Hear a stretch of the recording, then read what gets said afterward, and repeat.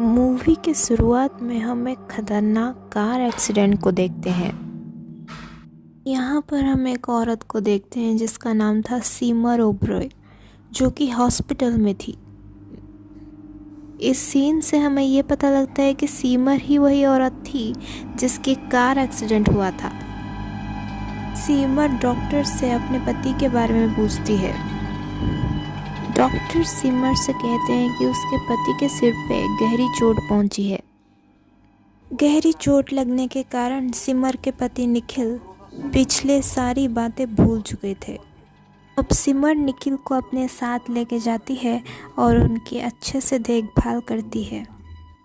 एक दिन निखिल जब अपने घर में मिरर को देखता है तब उसे कुछ पास्ट की बातें याद आने लगती है, जिसमें कुछ कांच का टूटना उसे याद आता है।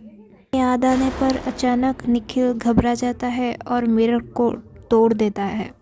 धीरे धीरे समय बीतता है और निखिल और सिमर के बीच में प्यार बढ़ने लगता है और दोनों को एक दूसरे से बेहद प्यार हो जाता है। अगले सीन में हम देखते हैं कि निखिल ऑफिस जाने के लिए पहुंच चुका था। सिमर निखिल से कहती है कि बहुत तरह के लोग तुम्हें ऑफिस में मिलेंगे, उसमें से कुछ लोग तुम्हें बहकाने की कोशिश करेंगे, लेकिन तुम एक बात हमेशा कहते थे, हमेशा अपने दिल की सुननी चाहिए, इसलिए याद रखना हमेशा अपने दिल की सुनना। निखिल अपने ऑफिस में पहुंच चुका था। आज उसका रिकवरी के बाद पहला दिन था।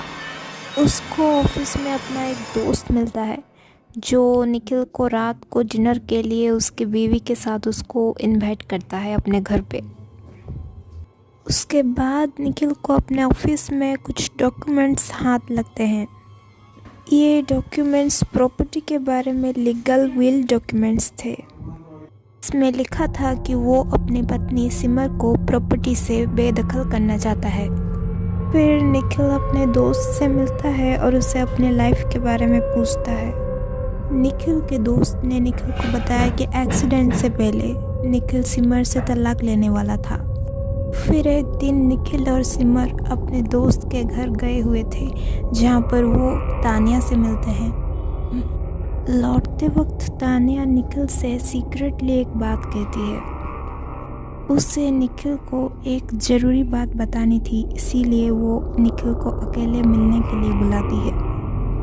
तानिया निखिल से कहती है कि एक्सीडेंट से पहले निखिल के हाथ सिमर के अगेंस्ट एक कुछ बड़ी सबूत लग चुकी थी। घर लौटते वक्त निखिल को अपने गाड़ी में से कुछ फ़ोटोज़ मिलते हैं जिसको देख के उसकी ज़िंदगी पलट जाती है। ये फ़ोटोज़ निखिल की पत्नी सिमर की किसी दूसरे आदमी के साथ नाजायज़ संबंध के फ़ोटोज़ थे। इस चीज़ का पता लगाने के लिए निखिल एक जासूस से मिलता है जिसका नाम था चमन लाल। अब सिमर किसी दूसरे आदमी से बात करते हुए निखिल सुन लेता है।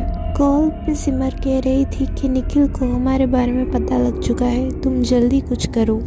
निखिल और चमन लाल दोनों ही सिमर को पीछे से फॉलो करते हैं, लेकिन बाद में हमें ये पता लगता है कि सिमर जानबूझ के एक पुतले को आदमी बनाकर उससे बातें कर रही थी, ये दिखाने के लिए कि उसका किसी के साथ चक्कर चल रहा है। सिमर निखिल को बताती है कि उसका किसी के साथ चक्कर नहीं चल रहा था, बल्कि वो लड़का उसे ब्लैकमेल कर रहा था। निखिल ने गुस्से में आकर उस लड़के को जान से मार डाला था और उसको ज़मीन पर गाड़ दिया था। फिर निखिल उसी जगह पर जाता है और ज़मीन को खोदने लगता है।